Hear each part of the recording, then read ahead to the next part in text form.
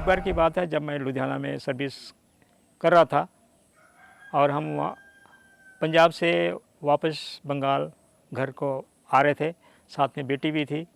और उस समय ऐसा हुआ कि जब खर्च वर्च की उस हिसाब किताब के वजह से कि खर्च भी हो जाएंगे, और हमने उस टाइथ को रोक के हमने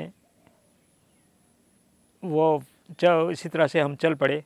लेकिन ट्रेन में इस तरह से ऐसा हुआ, हम 3 जन थे, मैं और मिसेस और बेटी। और ट्रेन में अचानक ऐसा हुआ कि भीड़ भड़ाके भी था, और सेकंड एसी होने के बावजूद भी हमारा जो पर्स था, मिसेस की जो पर्स थी, उसमें कुछ बच्चे के पैसे थे, हमारी टिकट भी थी, वो गायब हो गया, चोरी हो गई। और हम परेशान हो गए और हमने भाग दौड़ करने लगा। और टीटी को हमने बोला कि तो भीड़ भड़ाके में मैं कुछ नहीं कर सकता, बस यही कर सकता हूँ कि मैं आपको सही सलामत एनजेपी पहुँचा सकता हूँ, इतना मदद कर सकता हूँ। मैंने दुआ की कि आगे को क्या होगा, वापसी का क्या होगा। और मेरे दिमाग में अचानक याद आ गई कि हमने क्या बड़ी गलती की, और कि हमने वो टाइथ रोका कि हम पैसे खर्च के बचाने के चक्कर में हमने वो और हमारी खर्चे जो हो गए।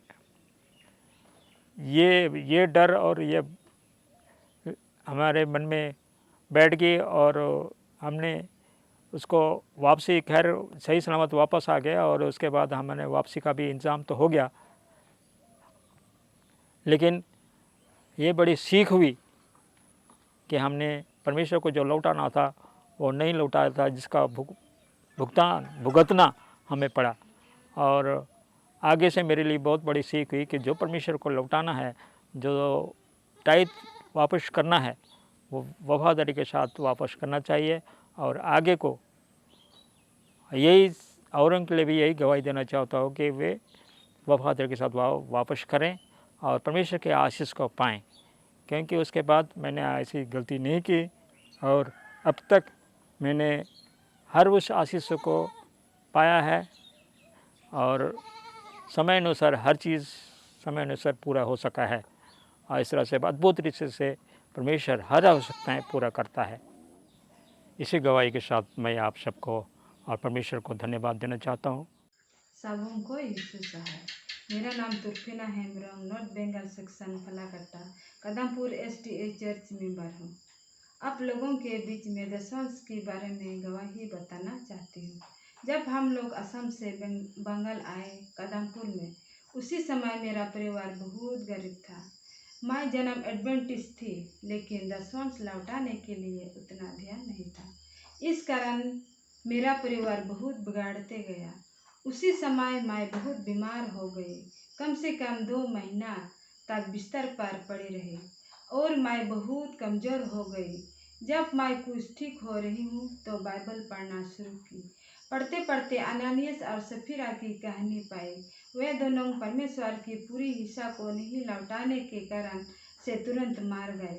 तो मैं भी सोचने लगी कि मैं भी पूरी हिस्सा नहीं लौटा रही हूँ, इस कारण मैं भी डर गई। मैं और बाइबल पढ़ने लगी। हालांकि 3 का 10 में क्या कहता है, सारे दशवंश भंडार में ले आओ कि मेरे भवन में भोजन वस्तु रहे। और सेनाओं का यहोवा यह कहता है कि ऐसा करके मुझे परखो कि मैं आकाश से झारों के तुम्हारे लिए खोलकर तुम्हारे ऊपर अपरंपार आशीष की वर्षा करता हूँ कि नहीं। तो मैं ध्यान लगाए कि परमेश्वर की दशवंश को लौटाना चाहिए। अगर हम उसकी दशवंश लौटाएंगे तो किसी चीज के लिए मुश्किल नहीं होगा। तो मैंने उसी दिन से परमेश्वर की हिस्सा को लौटाना शुरू की। इसलिए हाथ से देने वालों को परमेश्वर प्रेम करता है। तब हम अच्छे भंडारी हो सकते हैं। जब से मैंने परमेश्वर की दशवंश को लौटाना शुरू की तो मेरा परिवार बदल गया। मैं बहुत खुश हूँ। मेरी 2 लड़कियाँ हैं, वे दोनों कलकत्ता मेट्रो रीजन में काम कर रहे हैं और एक लड़का है। हमारा परिवार आज खुशी और शांति है। तो यहीं पर ही मेरी गवाही समाप्त करती हूँ। धन्यवाद। को यीशु है। मेरा नाम विराज लकड़ा है। मैं एसडीए गदाधर चर्च का साधारण एक मेंबर हूँ। जब से मैं एडवेंटिस्ट में नहीं था, उस समय मेरा जीवन बहुत नशीली चीज़ों से मैं डूबा हुआ था और मेरा परिवार बहुत तकलीफ में था, क्योंकि मैं दिन मजूरी करता हूँ, उससे मेरा परिवार नहीं चलता था। पर जब से मैं एडवेंटिस्ट में बपतिस्मा लिया, तब से मेरा जीवन सुधारने लगा। और जब मैं चर्च में माला के 3 का 10 को पढ़ा, दशमांश का विषय में लिखा हुआ उससे जाना, तब से मैं परमेश्वर का हिंस को जो दशमांश है लौटाने लगा। तब से मेरा जीवन बहुत आशीषित मिला और मेरा परिवार जो मैं दिन मजूरी करता हूँ उसी से अभी चलता है, क्योंकि परमेश्वर को हिंस को लौटाता हूँ और परमेश्वर मुझे आशीष दिया है। मेरा घर फरेस का नज़दीक में है, फिर भी जितना जीव जंतु जानवर आता है, मेरे घर को आज तक कुछ भी तकलीफ नहीं हुआ है और कुछ भी हानि नहीं हुआ है। तो मैं बहुत शुक्रगुजार हूँ परमेश्वर को। और चर्च में मैं यही शिक्षा देता हूँ कि परमेश्वर का हिंस को लौटाना है, ताकि हम लोग परमेश्वर जो हम सबों के लिए वादा किया है उसको हम लोग पूरा कर सके। और हम सबको यही दूसरों को भी शिक्षा देना है कि हम लोग, ताकि परमेश्वर का हिंस को देने से कैसे हम सबों को परमेश्वर आशीष देता है। तो मैं बहुत धन्यवादी हूँ जो मुझे परमेश्वर की ओर से मुझे बहुत आशीष मिला है, ताकि मैं यही गवाही देता हूँ कि सबों को भी, ताकि सभी परमेश्वर का हिंस को लौटाना है। सबों को मेरे ओर से धन्यवाद। यीशु है। सो आप लोगों को यीशु से कहता हूँ, क्योंकि परमेश्वर हमारा साथ था। और हमारा नाम बिरसू राव, हम पिलई बस्ती का रहने वाला हूँ। एसडी चर्च का एक साधारण मेंबर हूँ। तो सबसे पहले मैं ईश्वर के धन्यवाद देता हूँ, क्योंकि परमेश्वर हम लोगों को देखने और अच्छा करने वाला वही है। तो फिर से मैं ईश्वर को धन्यवाद देता हूँ। मेरा नाम बिरसू राव है और मैं पिलई बस्ती रहने वाला हूँ और साधारण मेंबर हूँ। पहले मैं बहुत सी बीमारी था, तो हम इधर उधर डॉक्टर दिखाया, कोई डॉक्टर मेरे बीमारी को इलाज कर नहीं सका। तो तब मैं संसारिक में था, देवड़ामती रहता था। देवड़ा सब बोलता है कि तुम्हारा आदमी का कारण है। कितना ना कुछ दिखाया मगर कुछ भी नहीं हुआ। तो हमको परमेश्वर चुना था। तो हमारा निर्मल दाई पास्टर है, वो तो हमारा घर में आया और हमको परमेश्वर का वचन से कुछ हमको बताया। तो हमको विश्वास में आना था, आया। तो आस्ते आस्ते हम एसडी चर्च में जाने लगा। तो हम आस्ते आस्ते कोई दवा भी नहीं लगा, कोई देवड़ा मती भी नहीं लगा था। आस्ते आस्ते मैं विश्वास करने में मजबूत हुआ। तो मेरा आस्ते आस्ते अच्छा हो गया। तो आस्ते आस्ते मैं चर्च जाने लगा और चर्च में थोड़ा बहुत बाइबल पढ़ने शुरू किया और गहरा विश्वास होने लगा। तो बाद में हमको जो दादा पास्टर था वो बोला कि तुम अभी, वो भी छोटा मोटा दुकान करता था, उस दुकान में मैं जाता था और उसका थोड़ा छोटा दवा का बिजनेस है। वो दवा उसका साथ हम सीखने लगा और आस्ते आस्ते हम छोटा दुकान में सीखा दवा का बिजनेस। तो बाद में हमको निर्मल दा बोला कि तू अभी तो सब सीख गया, तो अभी तुम्हारा भी तो दुकान होना चाहिए। तो हमको पहले वो दादा बोला जे तू शादी करो, तो हम उसकी बोला दादा तुम हम तो कहाँ ढूंढेगा, तू ढूंढो, बाबा माँ को बोलो, उन लोग ढूंढेगा। तो निर्मल दा बाबा माँ को बोला और बाबा माँ भी राजी हुआ। राजी के बाद वो लड़की ढूंढा, तो हम दूसरा मंडली का शादी किया है और हमारा अभी 3 बच्चा है, 2 बेटी है और 1 बेटा है। ईश्वर का कृपा और दया से हमारा अभी दुकान भी अच्छा चल रहा है और हमारा बच्चों भी अच्छे स्कूल में पढ़ते हैं। हमारा SDO स्कूल में, एक बारहवीं सेकेंड एडवेंटिस्ट स्कूल में और एक कलाकट्टा रेमोन मेमोरियल हाई स्कूल में पढ़ता है। तो भगवान ऐसा, मैं एकदम पूरा गरीब था, कुछ भी नहीं था मेरे पास। मैं जब ईश्वर से विनती प्रार्थना करने लगा और दशवांश को लौटाने लगा, तो परमेश्वर ने हमको इतना आशीष देने लगा। तो हमारा बाल बच्चों भी अभी अच्छा पढ़ रहा है, अच्छा स्कूल में एडमिट हुआ है और हमारा दुकान भी, छोटा सा दुकान भी बहुत से आशीष देता है। तो माला के 3 में पढ़ने से अच्छा वहाँ बाइबल का दशवांश के बारे में बताया है परमेश्वर ने। तो उसको जितना मेंबरशिप है हम लोग का याद करना है, वो दशवांश को लौटाना है। दशवांश जितना लौटाएगा परमेश्वर उतना हर परिवार में आप लोगों को आशीर्वाद देगा और आशीष से मालामाल करेगा।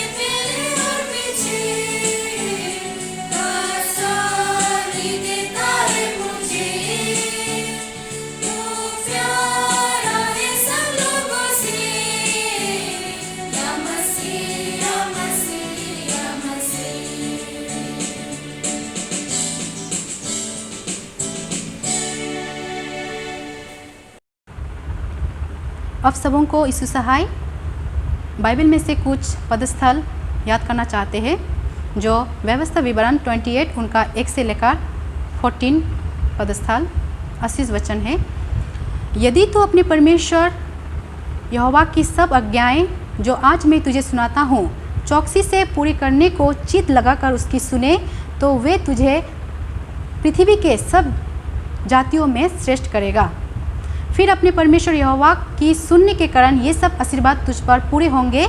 धन्य हो तू नगर में, धन्य हो तू खेत में, धन्य हो तेरी संतान और तेरी भूमि की उपज और गाय और भेड़ बकरी आदि पशुओं के बच्चे। धन्य हो तेरी कटौती और तेरी टोकरी, धन्य हो तू बाहर भीतर आते समय, धन्य हो तू बाहर जाते समय। यहोवा ऐसा करेगा कि तेरे शत्रु जो तुझ पर चढ़ाई करेंगे वे तुझसे डर जाएंगे। वे एक मार्ग से तुझ पर चढ़ाई करेंगे परंतु तेरे सामने से 7 मार्ग होकर भाग जाएंगे। तेरे खेतों पर और जितने कामों पर तू हाथ लगाएगा उन सबों पर यहोवा आशीष देगा, इसीलिए कि जो देश यहोवा तुझे देता है उसमें वे तुझे आशीष देगा। यदि तू अपने परमेश्वर यहोवा की आज्ञाओं को मानते हुए उसकी मार्ग पर चले तो वे अपनी शपथ के अनुसार तुझे अपनी पवित्र प्रजा करके स्थिर रखेगा और देश और पृथ्वी के देश देश के सब लोग यह देखकर कि तू यहोवा का कहलाता है तुझसे डर जाएंगे। और जिन देश के विषय यहोवा ने तेरे पूर्वजों से शपथ खाकर तुझे देने को कहा था उसमें वे तेरी संतान की, तेरी भूमि की और तेरी पशुओं की बढ़ती करके तेरी भलाई करेगा। यहोवा तेरे लिए अपने आकाश रूपी उत्तम भंडार को खोलकर तेरी भूमि की ऊपर समय पर मेह वर्षाया करेगा और तेरे सब कामों पर आशीष देगा और तुझे किसी से उधार लेना ना पड़ेगा और यहोवा तुझे पूंछ नहीं किंतु सिर ही ठहराएगा। तू नीचे नहीं परंतु ऊपर ही रहेगा। यदि तू अपने परमेश्वर यहोवा की सब आज्ञाएं जो मैं आज तुझे सुनाता हूँ उनको मानने के लिए चौकसी करे। जिस वचनों को मैं आज तुझे आज्ञा देता हूँ उसमें से किसी से दाहिने या बाएं मुड़ के पराये देवताओं के पीछे ना हो ले और ना उसकी उपासना करे। Thank you. सबों को यीशु सहाय। और मेरा नाम है चिरंजीत माराक। मैं बचपन से ही SDA में हूँ। फिर भी मैं चर्च में आता रहा और आते आते जैसे जैसे मैं बड़ा होने लगा, हम दोनों भाई बड़ा होने लगा, तो धीरे धीरे चर्च में आते आते और पास्टर और पादरी की द्वारा सुनने लगा कि कमाई में से 10 भाग से जो 1 भाग होते वो देना चाहिए परमेश्वर को। तब से हम सुने हैं और उससे हम विश्वास करते थे, हम विश्वास करते हैं। और इसी तरह हम जब बड़ा होने लगा तो हम कमाने लगा और कमाते कमाते जो हफ्ता भर की कमाई से जो 10 भाग होते थे वो हम परमेश्वर को देते थे और देते आए हैं। और वैसे ही जब देने लगा तब परमेश्वर का आशीष हमारा परिवार में आने लगा, यानी कि कमाने लगा और खाना पीना पहनना कोई मुश्किल नहीं आने लगा। और धीरे धीरे हम अपने खेत में खेती बाड़ी करने लगा और वैसे करते करते साल भर की खाना पीना यानी धन हो जाता है और आज भी है। अभी देखो मेरा परिवार में कोई खाना पीने के लिए कमी नहीं है। जो मैं खेत करता हूँ, धान लगाते हूँ साल में 1 बार, उसी से मेरा साल भर की खाना हो जाता है। और उसमें से जो 10वां होते हैं परमेश्वर को जो देना है वो हम देते हैं। और धीरे धीरे ऐसा करते करते देखो मेरा परिवार में मेरा भैया का शादी हुआ और धीरे धीरे मेरा शादी भी हो गया। और मेरा मिसेस यानी मैं दोनों मिलकर चर्च में आता हूँ और परमेश्वर से प्रार्थना करती हूँ, हम विश्वास करती हूँ परमेश्वर को। और देखो परमेश्वर ने हमें आशीष दिया है और आशीष के रूप से परमेश्वर ने मेरे लिए एक गिफ्ट दिया है, जो मेरे लिए एक बेटा दिया है। वो बेटा अभी 5 महीना हो गया है। वो 5 महीना हुआ फिर उसका कोई भी यानी बुखार यानी खांसी बुखार नहीं है, आया नहीं है और फिर भी वो अच्छा है। और अभी भी उसको लेके आता हूँ चर्च में। और हमारा परिवार ऐसे ही परमेश्वर के आशीष पाए हैं और आगे भी हम ऐसे ही पाना चाहते हैं। और चाहे जितने भी हमारे परिवार में दुख यानी तकलीफ़ क्यों ना आए, फिर भी हम अपनी परमेश्वर को विश्वास करती हूँ और करूँगा, और हमारा परमेश्वर हमें सहायता मदद करे ताकि सब हमको इससे सहाय। मेरा नाम विवेक खड़िया है और मैं नीमती चर्च का मेंबर हूँ। तो मैं आज अपनी गवाही बताने जा रहा हूँ कि किस प्रकार से मैं एडवेंटिस्ट मंडली में आया। तो मेरा जन्म एक हिंदू परिवार में हुआ था और जब मैं 3 साल का था उस समय मेरे पिताजी ने मेरा दाखिला 7th डे एडवेंटिस्ट स्कूल में कर दिया। तो वहीं से मेरा मसीही दौर शुरू हुआ, यानी कि मैं जब स्कूल में गया तो वहीं से मुझे यीशु मसीह के बारे में शिक्षा मिली। मैं जानने लगा कि यीशु मसीह क्या है और यीशु मसीह में कौन सा प्रेम है। और मैं जब भी यीशु मसीह के बारे में सुनता था तो मुझे बहुत अच्छा लगता था।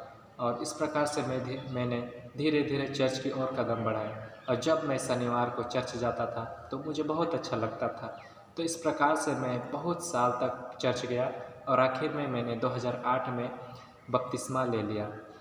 लेकिन मेरे जो पूरा परिवार थे वे मसीह में नहीं आना चाहते थे, पर मैं हमेशा उनके लिए प्रार्थना करता था कि वे भी एक दिन मसीह को ग्रहण करें।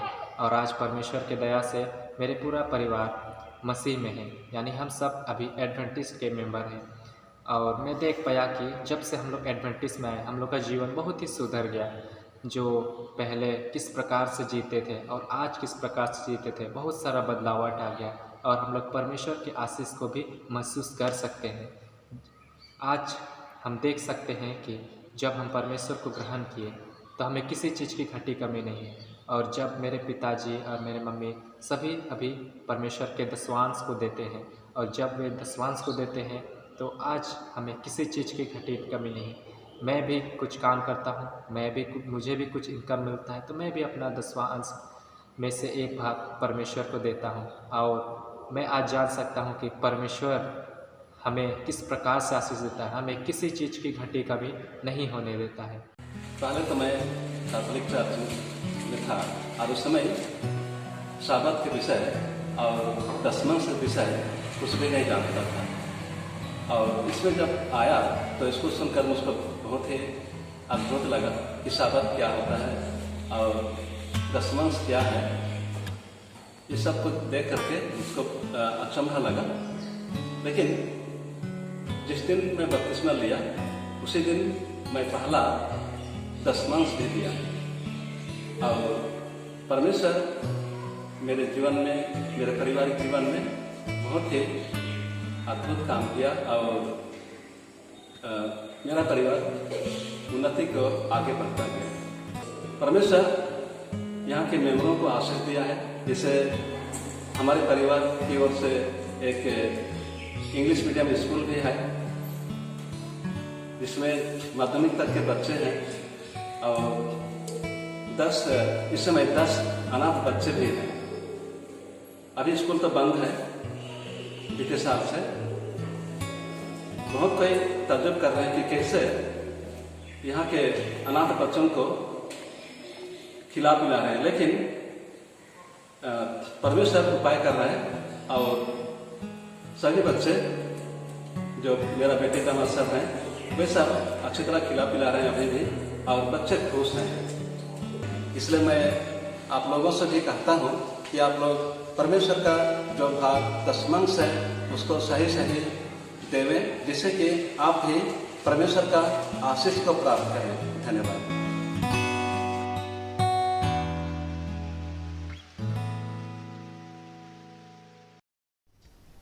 Putting God first story series में आपका फिर से स्वागत है। बाइबल की 66 पुस्तकों में से 2 पुस्तकें स्पेशल हैं क्योंकि वो ही एक ऐसी पुस्तकें हैं जो महिलाओं के नाम पर हैं। पहली कहानी से हम ऑलरेडी इंस्पिरेशन ले चुके हैं। आज एस्तर की कहानी आपके सामने लेकर आती हूँ। एस्तर की कहानी हमें बहुत कुछ सिखाती है। एस्तर ऐसे समय में जी रही थी जब परमेश्वर के लोग फारस के राज्य के अधीन थे और शायद एस्तर को ऐसा लगता होगा कि परमेश्वर हमें भूल चुका है। वो आज भी हमसे पूर्णतः आज्ञाकारिता एक्सपेक्ट करता है, वो आज भी हमसे कंप्लीट फेथफुलनेस एक्सपेक्ट करता है, लेकिन हमारे लिए शायद कुछ नहीं कर रहा। और उसी समय उसी बीच में राजा नई रानी चुनने की एक प्रक्रिया स्टार्ट करता है और एस्थर के अंकल मोर्देकाई उसको कहते हैं कि वो उसका हिस्सा बने क्योंकि एस्थर बहुत खूबसूरत थी। और जानने की बात यह है कि एस्थर सिर्फ शारीरिक रूप से ही खूबसूरत नहीं थी, वो अंदर से मन से भी खूबसूरत थी। She was beautiful inside out. और उसे शायद तब ये नहीं पता था कि इस प्रक्रिया का अगर मैं हिस्सा बनूं तो मेरा जीवन किस हद तक बदल जाएगा। हम देखते हैं वो परमेश्वर की के प्रति तब भी विश्वास योग्य रहती है और इसीलिए उस प्रक्रिया में भी परमेश्वर उसको ब्लेस करता है। कई बार ऐसा होता है जब हम दुख तकलीफ संकट में होते हैं, हम परमेश्वर को बहुत याद करते हैं क्योंकि तब हमारा एक मकसद होता है कि परमेश्वर हमें इस संकट से निकाल ले। और जैसे ही दिन अच्छे आते हैं और हम प्रॉस्पेरस हो जाते हैं, हमारी हर तरह से हालात ठीक हो जाते हैं और हम खुश होते हैं, कई बार हम वेल्थ और सक्सेस में इतना खो जाते हैं कि हम परमेश्वर को भुला देते हैं।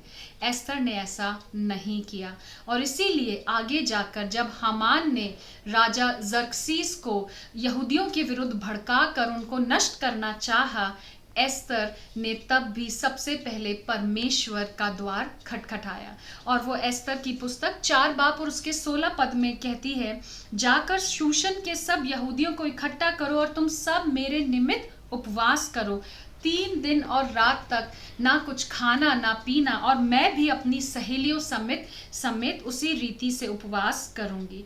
और ऐसी ही दशा में अर्थात रानी 3 दिन तक उपवास करेगी और उसी उपवास की दशा में मैं नियम के विरुद्ध राजा के पास भीतर जाऊंगी और यदि नष्ट हो गई तो हो गई। राजा के बिना बुलाए अगर उसकी प्रेजेंस में रानी जाए तो वो उसके लिए खतरनाक सिद्ध हो सकता था, वो उसके लिए मृत्यु का कारण भी हो सकता था।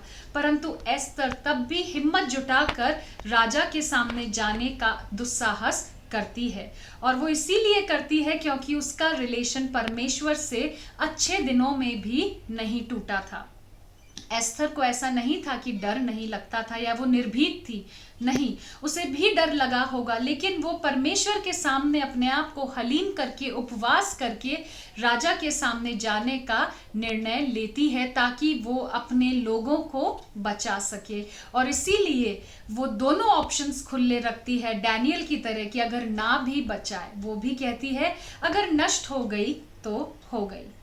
भाइयों बहनों, आज हम एस्थर के जीवन से ये 2 लेसन सीख सकते हैं। आइए हम उससे यह सीखें कि इवन इफ हम अच्छे समय और अच्छे हालात से होकर गुजर रहे हैं, हम इस दुनिया की चकाचौंध के नशे में ना खो जाएं, परंतु परमेश्वर को याद रखें। और दूसरा, जब हमें परमेश्वर के लिए खड़ा होना पड़े और उसके लोगों के लिए आगे आना पड़े, हम तब वो दुस्साहस भी करें। इस सप्ताह जब डीकन्स आपके पास टाइट्स और ऑफरिंग्स के लिए आते हैं, एस्थर को याद रखिए और give your first and best to God and then see परमेश्वर हमें कैसे ब्लेस करता है। Thank you.